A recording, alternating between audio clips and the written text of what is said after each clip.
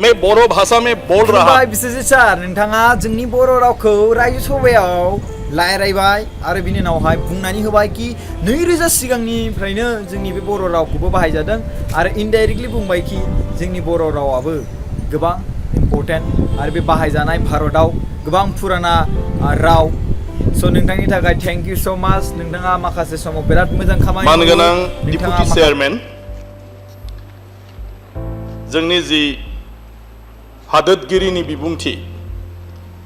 Joint parliament सेसनाव होदोंमोन बेवहाय बिथाङा जिखिनि जोंनि हादोरनि जौगाखांनायनि थाखाय सो सर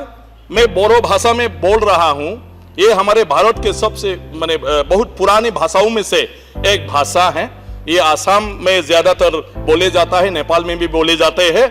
और ये एक ऐसा भाषा है हमारे भारत का। ये गौरव की बात है कि दुनिया की जितनी भी भाषा है उस भाषाओं में से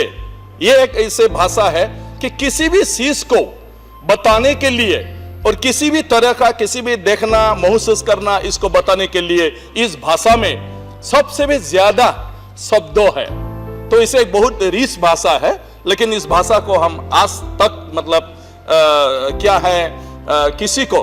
बता नहीं पाया और कोई भी इसको रिसर्च करके अब तक निकाल नहीं पाया ये बोरो भाषा कब से शुरू हुआ था, कहां से शुरू हुआ था। आज से 2000 साल पहले जो लोग रिसर्च किया है उन लोगों ने कहा कि नेपाल की ईस्टार्न साइड और पश्चिम बंगाल के जोंनि बिश्वजित दैमारि सारा गोबां मोजां खामानि मावदों आंनि मथेबा। माखासे समाव बिथाङा बुंनायनि बिबुंथिया माखासे समाव एसे एरा बेराबो जानो हागौ। स' नैबे खेत्रआव बा नैबे मोनसे खामानियाव बिथाङा जोबोद मोजां खामानि मावदों आरो गोबां मोजांबो खामानि मावबोदों जानांगौ। आरो माखासे समाव ओरैबायदि बिबुंथि होयो जाय समाव गावसोरनि भट मोननो थाखाय गावसोरनि माबा माबि मोननो थाखाय इलेक्शनाव देरहानो थाखाय बांद्राय खुगाखौ बुंग्रोयो। अके दा बाथ्राया बे कि बिथाङा बर' रावखौ 2000 बोसोरनि सिगां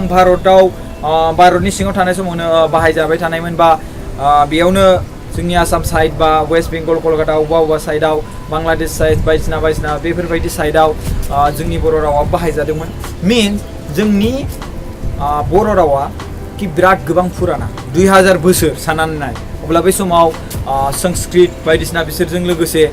जोङो हमना लानो हायो, मिजर खालामनो हायो, जोङो बिसोरजों सुनो हायो जोङो कि जोंनि बर' रावाबो पुराना ओल्डेस्ट लेंगुवेज होननानै बिथाङा इनडाइरेक्टलि बिश्वजित दैमारि सारा इन्ट्रडिउस खालामनानै होबाय। स' आइ एम भेरि हेपि सार। आं नोंथांखौ खुलुमबाय आरोबाव खेबसेबाव। नोंथाङा जोबोद मोजां खामानि मावदों। माखासे समाव इलेक्शन देरहानायनि थाखाय माखासे बाथ्रा बुंफ्लाङो, जेबो नंला। बाट बिथाङा बिराद मोजां खामानि मावबाय जे जोंनि बर' रावखौ इन्ट्रडिउस खालामना होदों रायजो सभायाव आरो रायजो सभायाव बयबो मानसिफोरा गोसो होनानै खोनासंदों आरो बिनि बिथाङाव जोंनि बर' रावखौ बयबो सुबुंफ्रा इन्डियायाव दायो मोनथिजोब्बाय। मानो होनबा रायजो सभानि मिटिङाव जियानो मिटिं जायो बेफोरखौ बयबो सुबुङा नायो। आं नायदों माखासे मानसिफ्रा भिउ जायाखै, थरा एसेल' जादों बिदिनो। स' जेबो नङा। दा जोंनि बिथिङाव जोंहा प्राउड फिल फैदों कि जोंनि बर' रावा रायजो सभायाव रायलायजादों आरो बिनि बिथिङाव जोङो बुंनो थाङो कि माखासे अरुणाचल प्रदेशनि एमपिफोरा मालाय गाव गावनि ड्रेस, सिएमफ्राबो गाव गावनि ड्रेस गावसिनि हारिनि ट्रेडिसनेल ड्रेसखौ गाननानै थाङो। स' आंबो जे बिश्वजित दैमारि सारखौ जुदि नोंथाङा आंनि भिडिअखौ नायबाय बायदोंब्ला आं नोंथांनिसिम रिक्वेस्ट खालामो नोंथाङा जोंनि बर' ड्रेसनि गामसाखौ गाननानै खेबसे आरो बे जोंनि मोनसे कोट बायदि मोनसे ड्रेस दंना आर'नाइजों बा माजों लरेक्सजों दाजानाय मोनसे ड्रेस, आं बारा मोनथिया बिनि नामखौ। स' बेखौ गाननानै खेबसे थां आर'नाइजों लोगोसे लानानै। स' गोबां मोजां जागोन होमबाना बांसिन मोजां आरो ड्रेसनि सायावबो बुजायसिगोन। वाव स' बिसिनाबो ड्रेस दङ निजेनि। स' होमबा बेफोरबायदि जोंहा दङ ड्रेसा, बाट जोङो गुबुननि सिगाङाव जाय समाव बबे जायगायाव जों दिन्थिनांगौ बे जायगायाव जों दिन्थिया। जेनेबा हमना ला फेशन ड्रेस बेफोरखौथ' गभार्नमेन्टनि थाखाय नङाना, बेफोरथ' मोनसे प्राइभेट कम्पानि, बिसोरो फैसा जायो, ट्रेड बिदिनो फेशनाव थाङो, मडेलिंआव थाङो। मडेलिंआव देरहानायाबो ओरैनो नङाथ',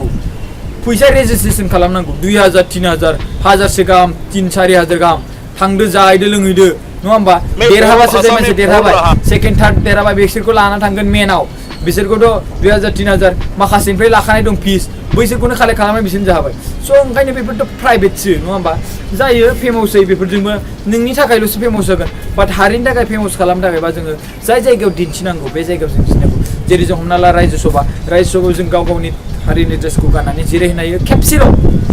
जों बारे बारे गानबाय थानो थिनाखै खेबसेल' आरो बिनि उनावहाय बे जोंनि ड्रेस आरो बे जोंनि बर' हारिनि ड्रेस बेखौ जों ओरैबायदि बुङो बेखौ ओरैबायदि बुङो बेखौ ओरैबायदि बास जोबैबाय स' आं बेखौनो रिकुवेस्ट खालामो जोंनि मिस्टार बिश्वजित दैमारि सारसिम जुदि नोंथाङा नायदोंब्ला भिडिअखौ आइ होप नोंथांनि खामानि मावग्राफ्रा नायो आरो नोंथांनो खोन्थायो जानो हागौ नोंथांनावथ' टाइम गैया जानो हागौ बाट पाब्लिकआ पाब्लिक बेनो रिकुवेस्ट पाब्लिकनि इट्स पाब्लिक डिमान्ड जोंनि बर'फ्रा बयबो गोजोनखौ लुबैयो स' नोंथांनिसिम नोंथाङा रायजो सभायाव थांनो हानाय नोंथाङा मोनसे साबि दङ बेनो जाबाय एमपि स' जोंनावथ' गैया जों थाबाथ' जों थांनानै गानहैसिगौ नङाबा गाननानै थांसिगौ माने स' नोंथांनाव दा साबि दङ थांनो हानाय बेनो जाबाय एमपिनि मोनसे सिट नोंहा बे मोनसे पजिसन डिसपजिसन होनना बुङो स' नोंथाङा जोंनि बर' हारिनि ड्रेसखौ दिन्थिनो हासै आरो हाबाफारि मावनायनि थाखाय नोंथाङा जोंनि बर' रावखौ इन्ट्रडिउस खालामना होनायनि थाखाय जों बयबो बर'फोरा आरो आं बर'नि फारसे जानानै जोंनि बुहुमनां जेरावबो जाय जायगायाव थानाय इण्डियानि बाहेराव बा इण्डियानि सिङाव आसामनि सिङाव थानाय बयबो बर' हारिनि फारसे जानानै आं नोंथांनिसिम रोजा रोजा साबायखर आरो रोजा रोजा बोर सारस्रिबाय नोंथाङा बेफोरबायदिनो मोजां खामानि मावबाय था माखासे समाव गोरोन्थि मावो स' जायखौ जों बुंनो गोनां जायो दा नोंथाङा मोजां खामानि मावदों स' जों नोंथांजों सापर्ट स' जों बर' सुबुङा नोंथांजों ओरैबायदि सापर्ट थागोन नोंथाङा जेब्ला जोंनि बर' हारिनि थाखाय मोजां खामानि मावो स' जों बर' कमिउनिटिसा जेब्लाबो जाय मानसिया मोजां खामानि मावो बेखौ जों जेब्लाबो बुङालासिनो थाया मोजां खामानि गाज्रि खामानि मावग्राखौबो बुंगोन मोजां खामानि मावग्राखौबो जों सापर्ट होगोन स' नोंथाङा दा मोजां खामानि मावदों स' जों आसा खालामो बर'फोरा बर' हारिया जोंनि गासिबो बुहुमनां सिङाव थानाय जाय जायगायाव थानाय बुहुमनाङाव जेरावबो आउट अफ इण्डिया बा इण्डियानि सिङाव आसामनि सिङाव जियानो जा जाय जायगायाव थायो बिसोरबायदि सुबुंनिफ्राय आं मुस्रि प्रकाशआ नोंथांनिसिम बे आर'जखौनो गाबो कि नोंथाङा आरो मोजांनिफ्राय मोजांसिम खामानि मावबावो जेरै ड्रेस हमना ला इन्ट्रडिउस बेखौबो खालामनो हायो नोंथां गाननानै खेबसे मानो होनबा अरुणाचल प्रदेशनि मानसिफ्राबो गाननानै मालाय इन्ट्रडिउस हैलायो स' नोंथांनिफ्राय जों बेखौ आसा खालामबाय स' खेबसेल' गानना थांनाया जेबो नङा आरो नोंथाङा सासे जोंनि बर' हारिनि एमपि नायल' जाल' दायो स' जोङो दाख्लैबो क'क्राझाराव जेनबाय स' नोंथांनाव जों बेखौनो मिजिं थिनानै आसा थानानै नेक्स्ट